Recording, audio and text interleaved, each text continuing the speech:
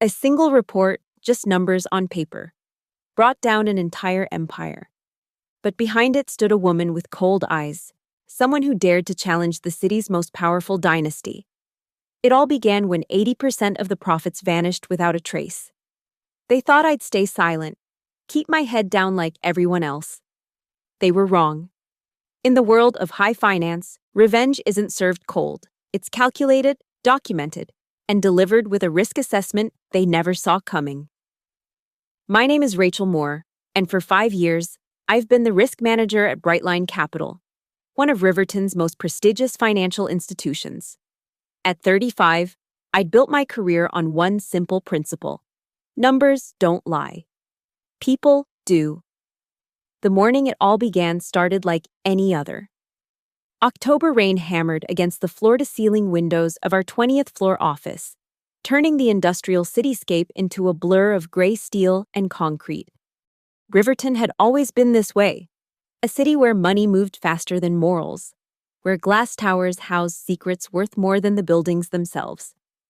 I sat at my desk, surrounded by 3 monitors displaying endless streams of data. My coffee had gone cold hours ago, forgotten beside a stack of quarterly reports that had kept me up most of the night. Something was wrong. Not the kind of wrong that jumps out at you, but the kind that whispers from between the lines, hiding in patterns only trained eyes could spot. The numbers were clean. Too clean. That was the first red flag. In my experience, real financial data is messy. It has personality. Quirks, natural variations that reflect the chaos of actual business. But these reports, they were like a symphony where every note hit perfectly, where every percentage aligned just right. Someone had been playing conductor, and they'd done a masterful job. Almost. I pulled up the comparative analysis from the last 8 quarters. My fingers flew across the keyboard, cross-referencing revenue streams, operational costs, investment returns. The deeper I dug, the colder the knot in my stomach grew. 80%. That's how much of our projected profits had evaporated over the last 2 quarters. Not lost to market volatility or poor investments, simply gone. Vanished into carefully constructed shell transactions and phantom ventures that existed only on paper. I leaned back in my chair, staring at the screen. In 5 years at Brightline, I'd uncovered my share of discrepancies: small-time embezzlement, insider trading, the occasional case of creative accounting. But this was systematic, deliberate, and massive. The office around me hummed with typical Tuesday morning energy. Account managers rushed between meetings, analysts debated market trends over their 3rd espresso. Executives strutted through the halls in their $1,000 suits. None of them knew they were working in a house of cards, and someone had already lit the match. I printed the reports, highlighting the anomalies with surgical precision. Each page revealed another piece of the puzzle: offshore accounts in the Caymans, suspicious wire transfers routed through Luxembourg, investment funds that led to nowhere. Whoever had orchestrated this hadn't just stolen money. They'd built an entire parallel financial universe to hide it in. My phone buzzed. A meeting reminder: weekly risk assessment, conference room A, 10 a.m. I gathered my evidence, straightening my blazer, the same navy blue one I'd worn to my interview 5 years ago, back when I still believed that competence and integrity were enough to succeed in this world. Back when I was naive enough to think that coming from a middle-class background, graduating summa cum laude from state school, working 16-hour days, that all of it would matter more than whose last name you carried. The elevator ride to the executive floor felt longer than usual.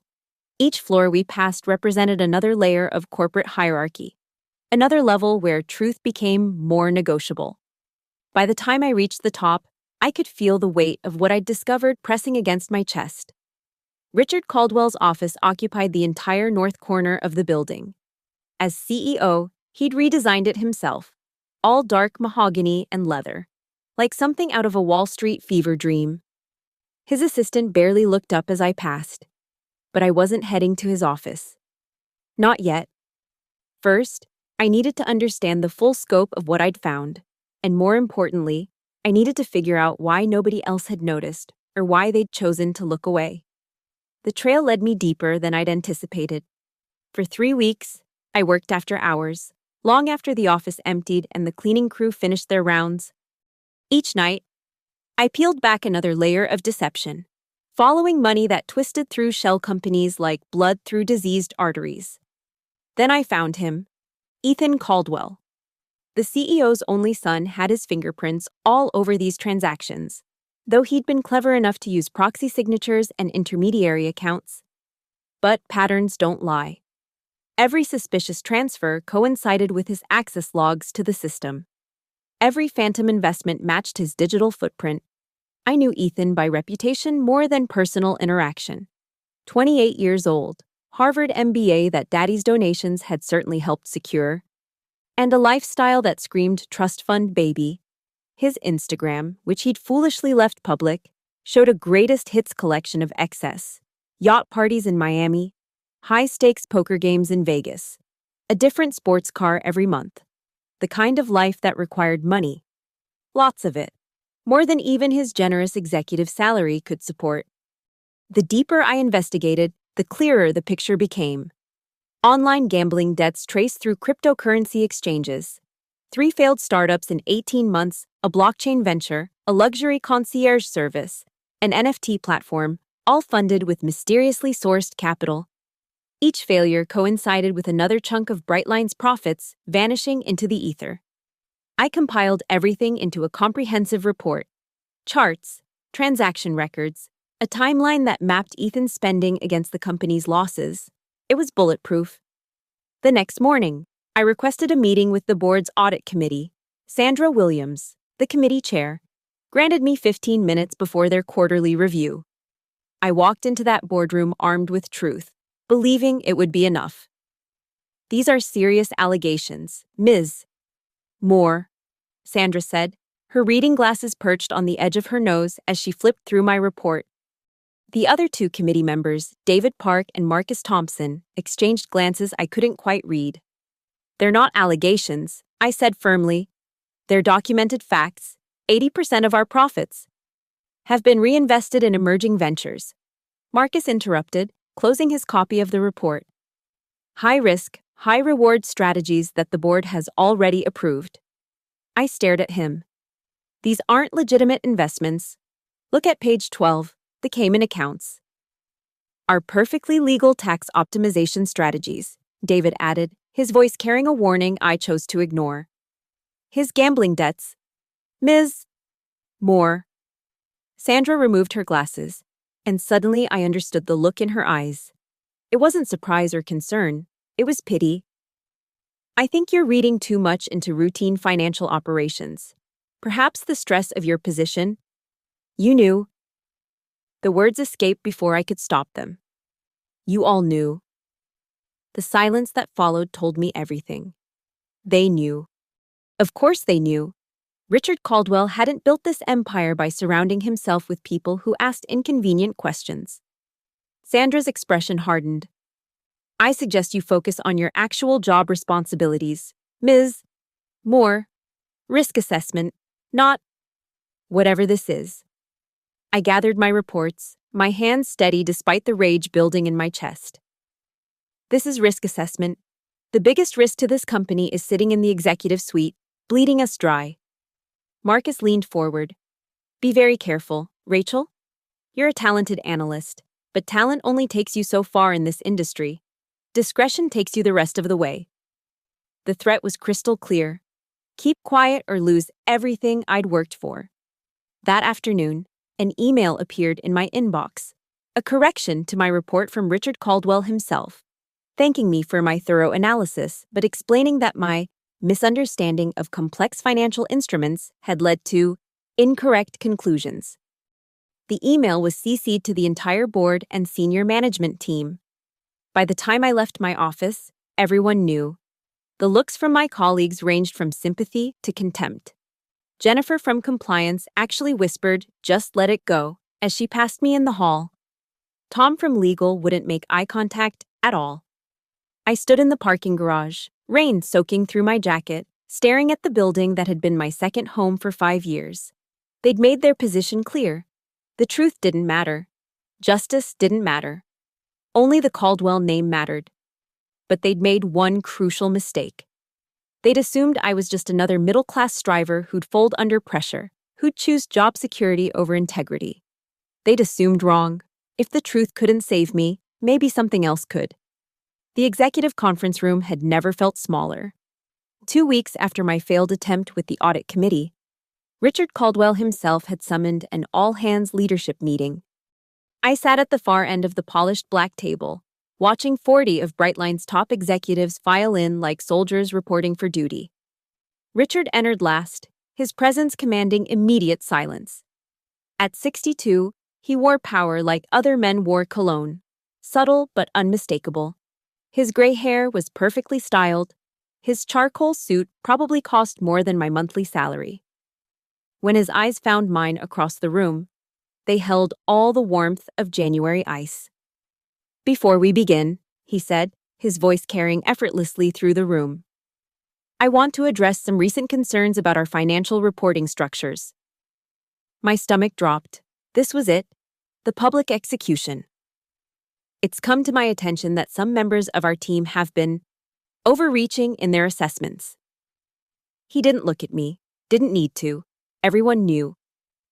While I appreciate enthusiasm, I cannot tolerate alarmism.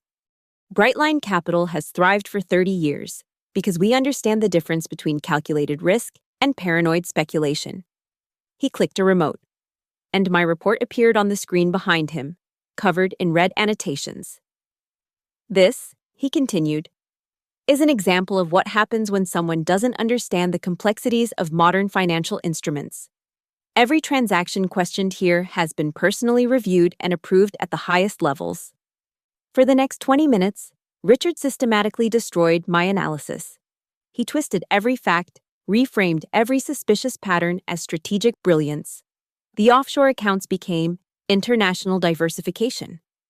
The gambling debts were reimagined as private investment initiatives. The failed startups transformed into tax-advantaged research and development.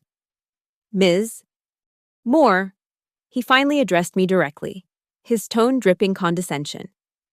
"Perhaps you could benefit from additional training in advanced financial strategies.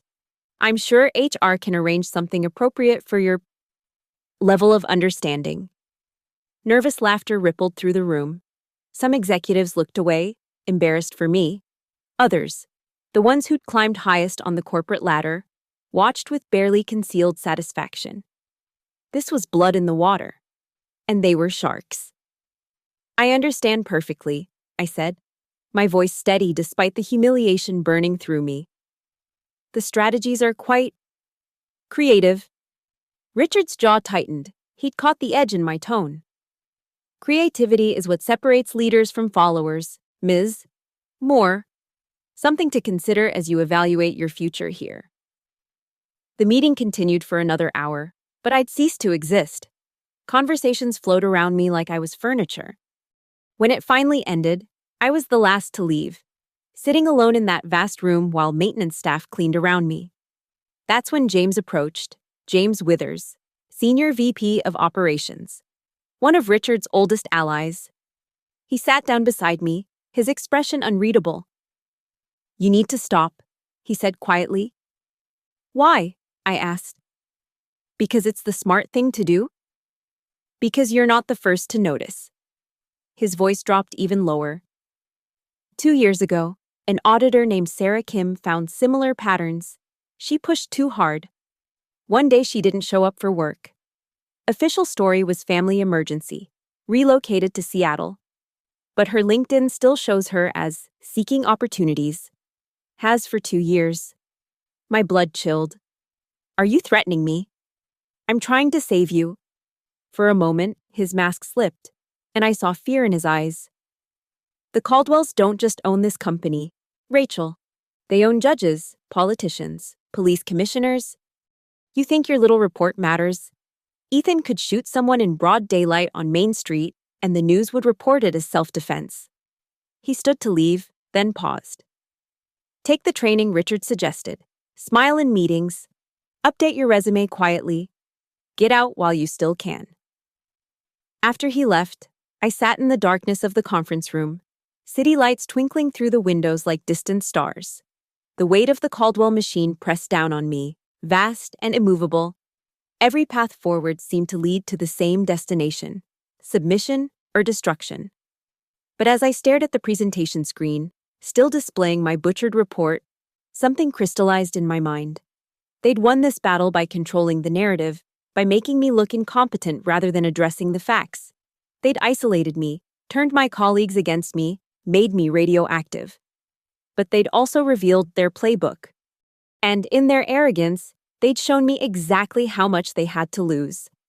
I pulled out my phone and scrolled through my contacts, stopping at a name I hadn't thought about in years. Michael Torres, a lawyer who'd tried to sue Brightline for wrongful termination 3 years ago. He'd lost, been professionally destroyed. Last I heard, he was doing small-time contract law. Before I could change my mind, I sent a text. "The Caldwells destroyed you. Want to return the favor?" His response came within minutes. "Thought you'd never ask." The truth couldn't save me. The system couldn't save me. But maybe, just maybe, revenge could. Michael's office was a far cry from the gleaming towers of downtown Riverton. Hidden above a Vietnamese restaurant in the industrial district, it smelled of old coffee and photocopier toner. But his eyes, those held the same fire that had once terrified Brightline's legal team. "They destroyed my career, my reputation, my marriage," he said, pouring whiskey into 2 paper cups. "But they made one mistake. They left me alive and very, very motivated." We spent the first 3 hours just talking, comparing notes. Michael had represented a programmer named Derek Huang who'd been fired after refusing to manipulate trading algorithms. During discovery, before a judge shut him down, Michael had glimpsed the edges of something vast and rotten. "I need more than glimpses," I said. "I need proof that can't be buried or explained away." "Then we need Derek," Michael replied, pulling out a burner phone. "He's been waiting 3 years for someone like you." Derek met us at midnight in an abandoned warehouse near the docks. Paranoid didn't begin to describe him. He'd swept us for wires, made us leave our phones in the car, and still kept looking over his shoulder. But when I showed him my analysis, his entire demeanor changed. "Jesus Christ," he whispered. "You actually mapped it out. I knew they were stealing, but 80%? Can you get me into their systems?" I asked. Derek laughed bitterly. "I built half their security infrastructure. They never revoked my backdoor access. Too arrogant to think I'd ever use it."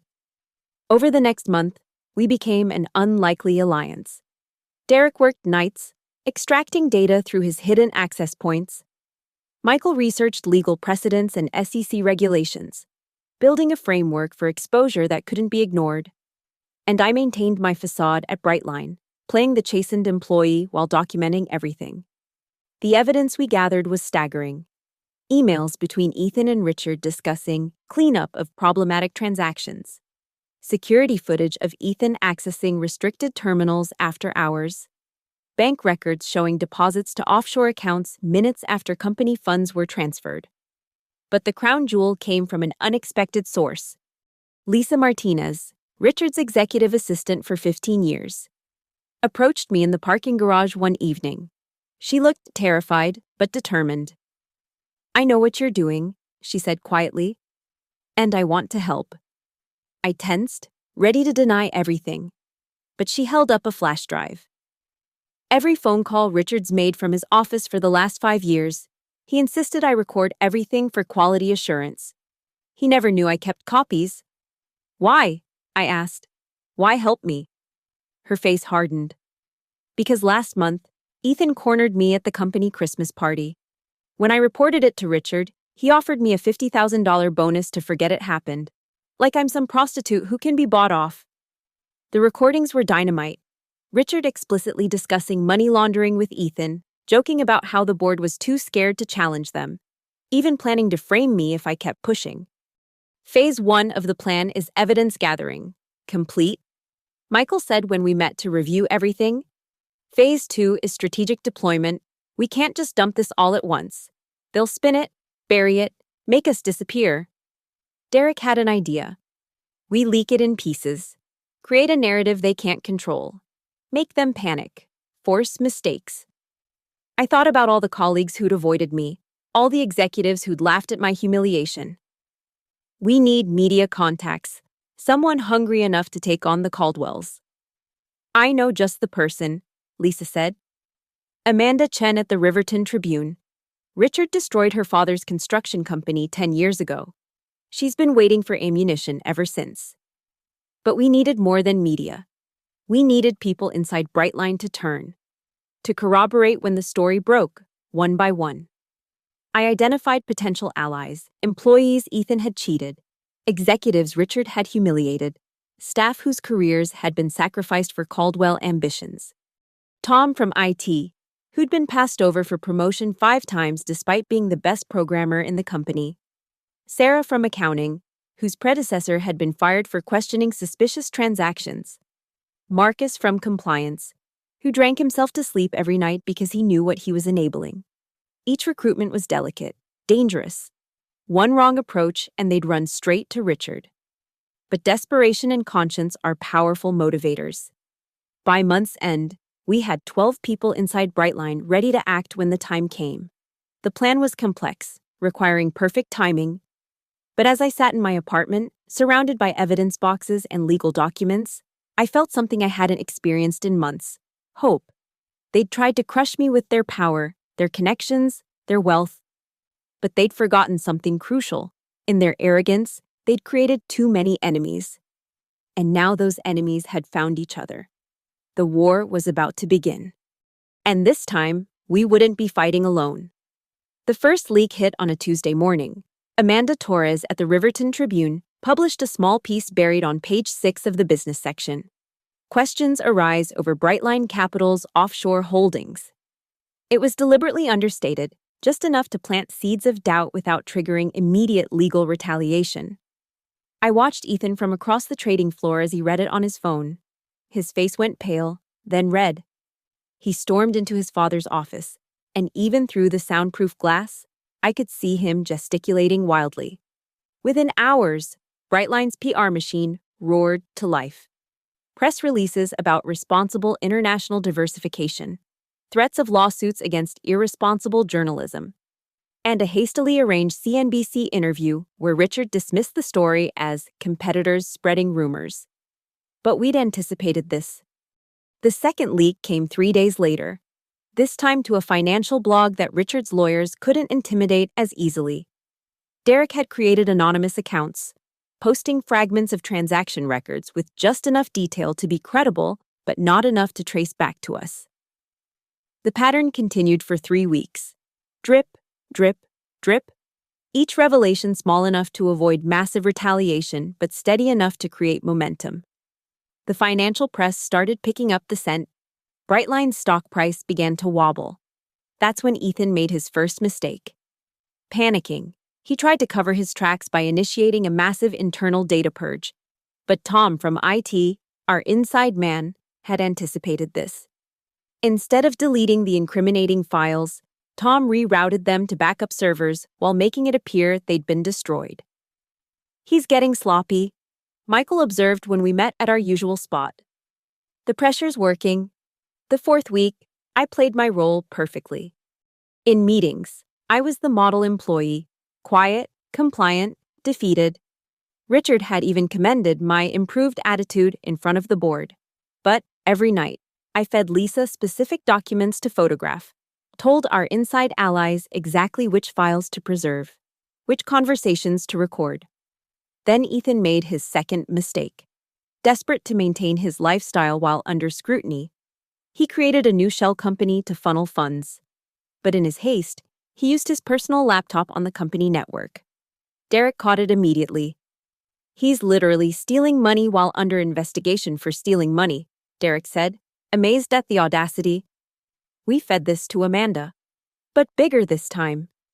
The Tribune ran it on the front page of the Sunday business section. Brightline executive creates new shell company amid fraud allegations. Monday morning was chaos. The SEC announced a preliminary inquiry. 3 major institutional investors called emergency meetings. The board demanded answers.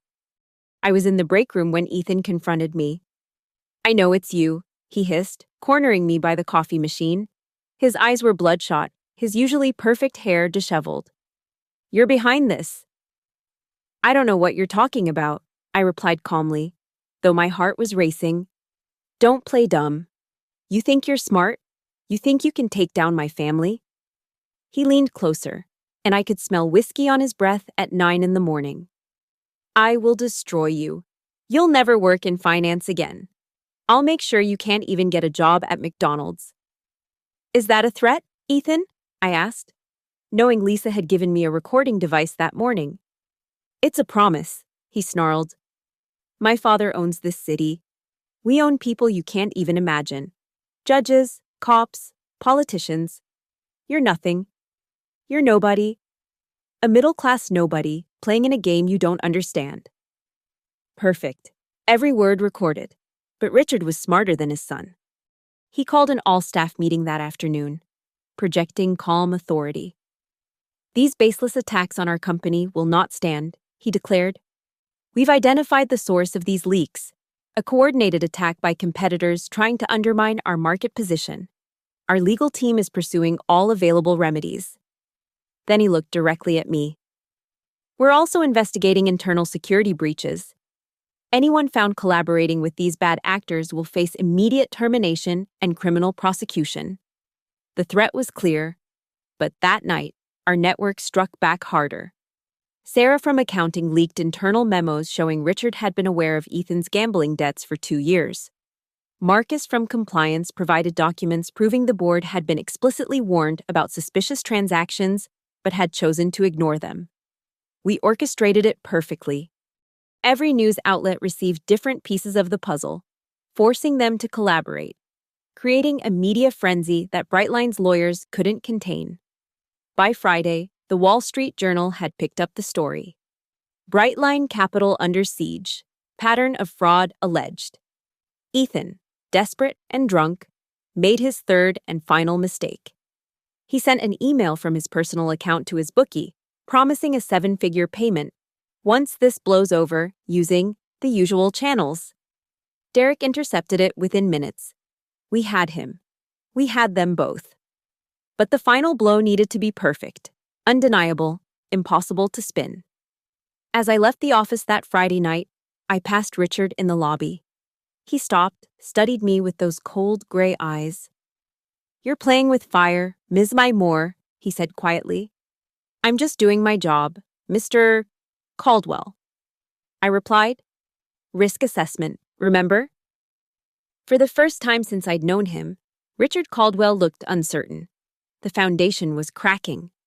Time to bring down the whole house.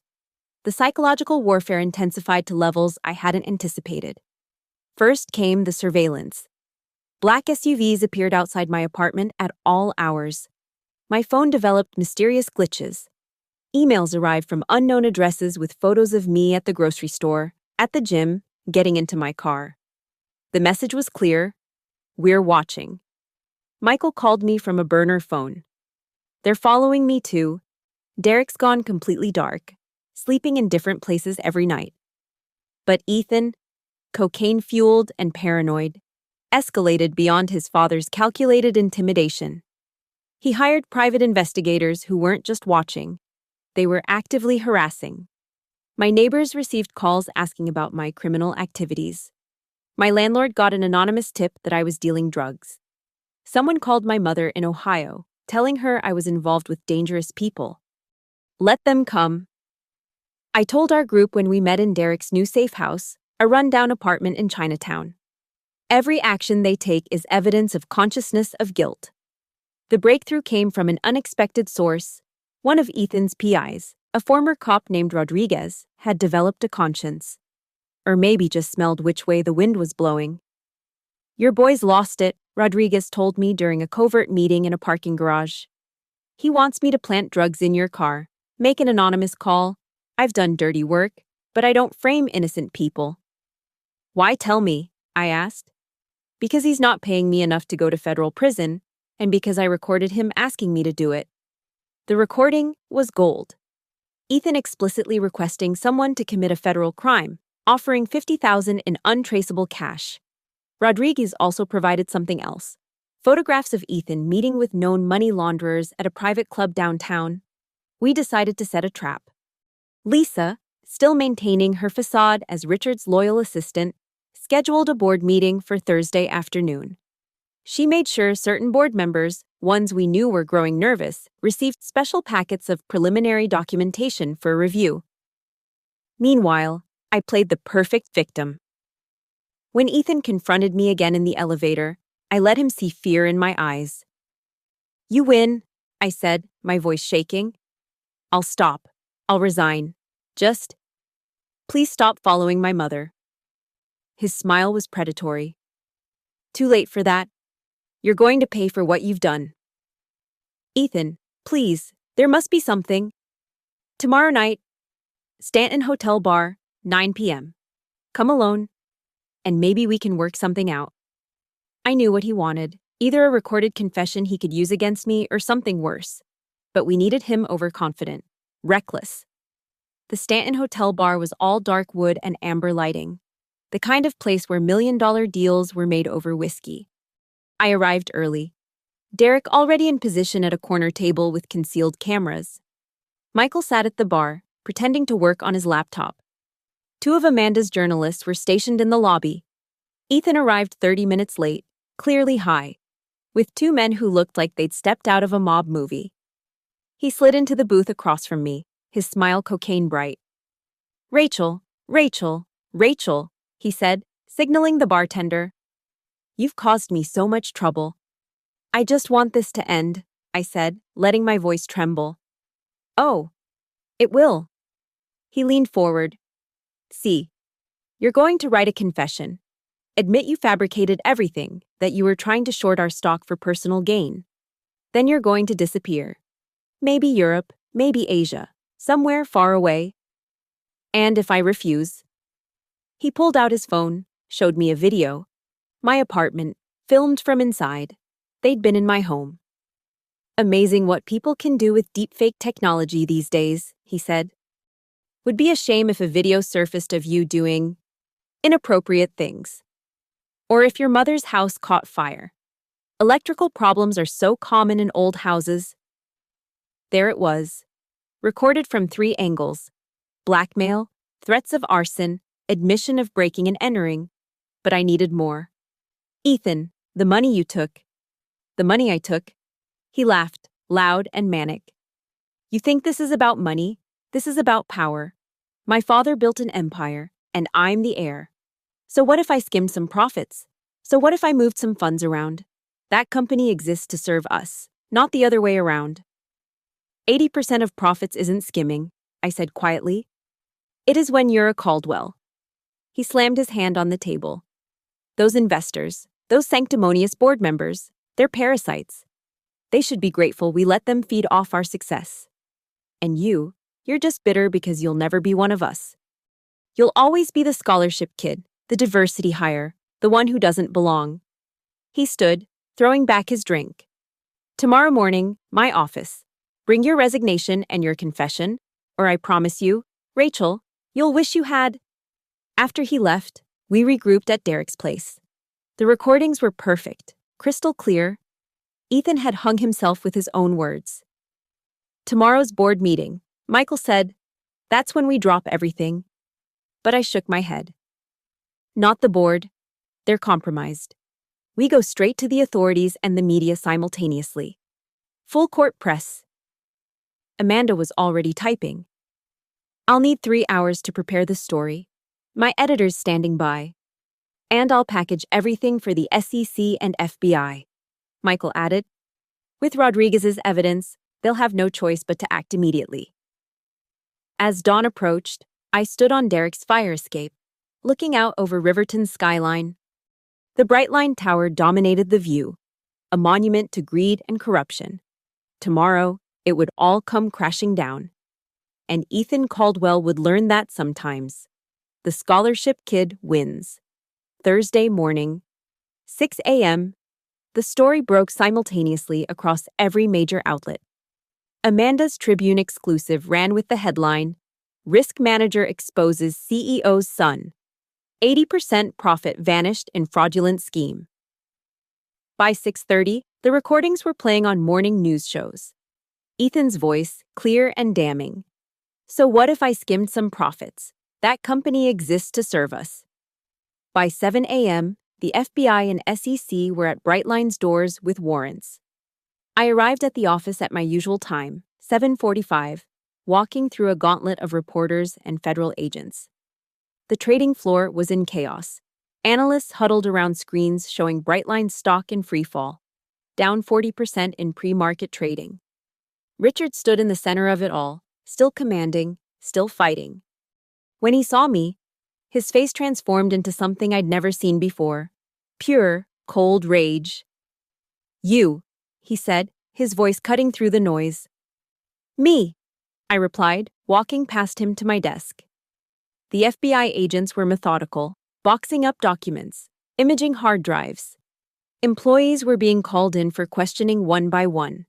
Lisa played her part perfectly, appearing shocked and confused, all while slipping agents the specific files they needed. At 9 a.m., Ethan arrived, disheveled and clearly unprepared for the scene. The moment he stepped off the elevator, 2 agents approached him. "Ethan Caldwell, you're under arrest for wire fraud, money laundering, and conspiracy to commit blackmail." The look on his face, shock dissolving into panic, was worth every threat, every sleepless night, every moment of fear. As they cuffed him, he screamed at his father, "Do something! Call Brennan! Call the mayor! Dad, do something!"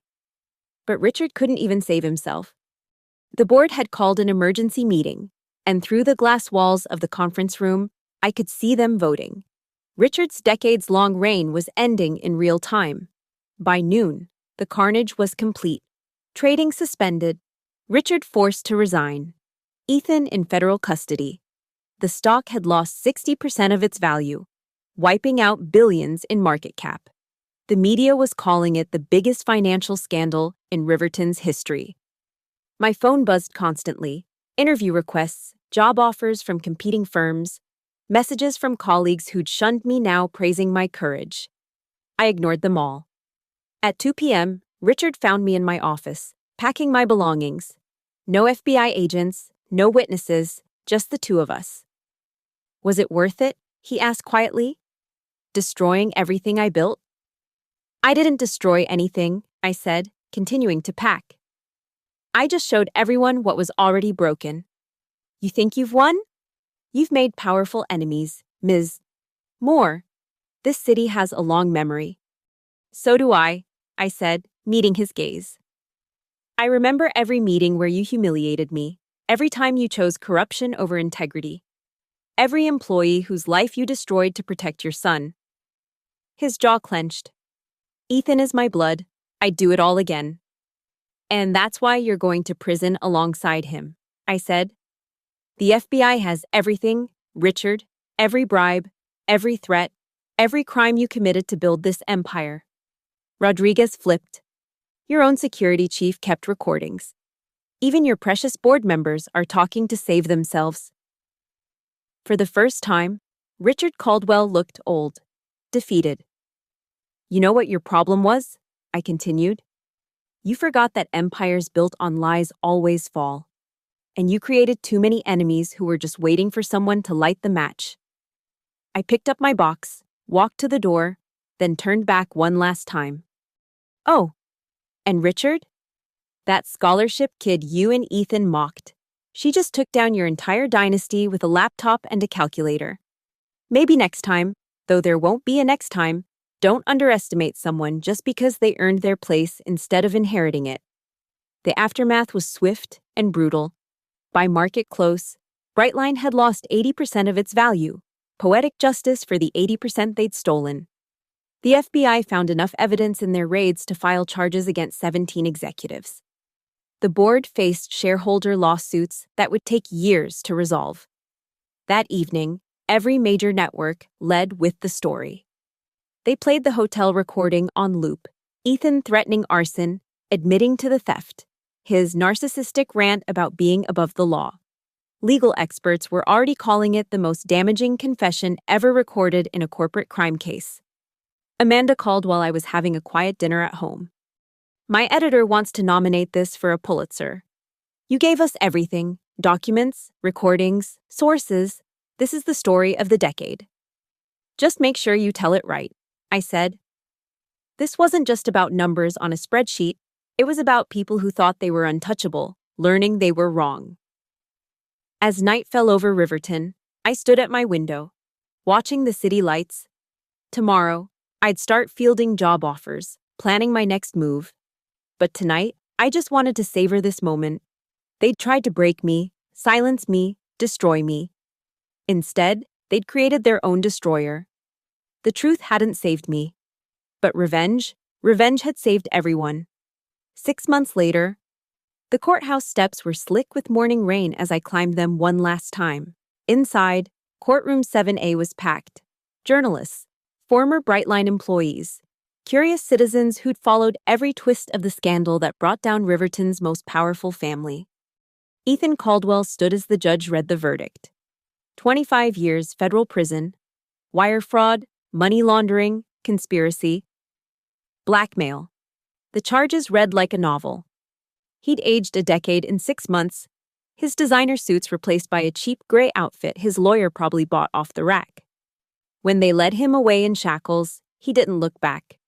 Richard got 15 years. His lawyers had negotiated furiously, but the evidence was overwhelming. The empire he'd spent 30 years building had crumbled in 30 days. Outside, reporters swarmed. But I pushed through without comment. There was nothing left to say that hadn't been said in depositions, testimonies, and evidence files. Michael met me at a coffee shop 2 blocks away. He'd rebuilt his practice on the fame from the case, was now representing whistleblowers across the country. "So what's next for the woman who killed Goliath?" he asked. "Nothing," I said, and meant it. I'd turned down every job offer: Goldman Sachs, Morgan Stanley, boutique firms offering partnership tracks. The SEC wanted me as a senior investigator. The Tribune offered me a column. I'd said no to all of it. "You can't just disappear," Michael protested. "Watch me." Derek understood better when I saw him that afternoon. He'd already vanished into the private sector, consulting for companies who wanted to make sure they never became the next Brightline. "You got what you wanted," he said. "They're destroyed. But the cost?" He didn't need to finish. The cost was everything I'd built, everything I'd been. Rachel Moore, the ambitious risk manager climbing the corporate ladder, she was as dead as Brightline Capital. Lisa was the only one who'd stayed at the company, now restructured and under federal oversight. She texted occasionally, updates about the slow, painful rebuilding, new management, new policies, new culture. Everything the Caldwells had touched being systematically purged. The truth was, I hadn't felt vindication when Ethan was arrested, or satisfaction when Richard's mugshot went viral, or even relief when the verdicts were read. I'd felt empty. The rage that had fueled me for months had burned everything away, including parts of myself I'd never get back. My apartment was mostly packed. A new job waited, not in finance, not in any city where the name Rachel Moore meant anything. A small consulting firm in Portland, helping nonprofits manage their finances. Quiet work, honest work, anonymous work. The moving truck would come tomorrow. But tonight I had one last ritual. I drove to Brightline Tower as the sun set. The building had been sold, would be demolished next month to make way for condos. The logo had already been removed, leaving ghost letters on the facade where rain hadn't washed away the grime. The security guard recognized me, nodded silently as I signed in one final time. The executive floor was empty, stripped of its mahogany and leather, just empty space and shadows now. I stood in what had been Richard's office, looking out at Riverton's skyline. From here, you could see the whole city, the financial district, the industrial zone, the suburbs spreading into darkness. Richard had stood here countless times, surveying his domain, believing himself untouchable. Was it worth it? The voice startled me. Sandra Williams, former board member, stood in the doorway. She'd avoided prosecution by cooperating fully, but her reputation was destroyed. You asked Richard the same question, I said, and you didn't answer. I thought about it, really thought about it. They stole 80% of the profits. I took 100% of their future. Seems like appropriate interest to me. Sandra laughed bitterly. You know what the real tragedy is? If they'd just been satisfied with regular rich, regular powerful, they'd still be here.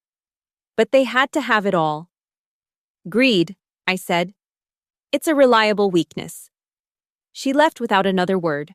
I stayed until the city lights came alive, each one representing someone going about their life, unaware of the battles fought in towers like this.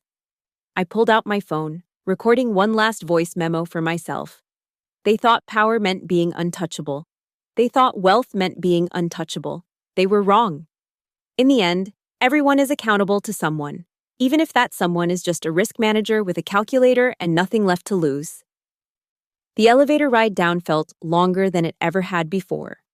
In the lobby, I dropped my access badge in the trash. Outside, Riverton's rain had returned, washing the city clean for another day's sins. I didn't look back as I walked away. There was no point. Rachel Moore, risk manager, whistleblower, destroyer of empires. She could stay here with the ghosts of Brightline Capital. Tomorrow, I'd be someone else. Someone who'd learned that revenge, perfectly executed, tastes like nothing at all. Just ashes in your mouth and a strange kind of peace in knowing that sometimes, against all odds, the giant falls. I didn't need another day in that tower. Revenge was done, and that was enough. Thank you all for listening to this story of corporate revenge and justice. I'd love to know where you're listening from. Drop a comment below and let's connect. If you enjoyed this tale of how one woman brought down an empire, please subscribe to the channel and share your thoughts. What would you have done in Rachel's position? Let me know in the comments.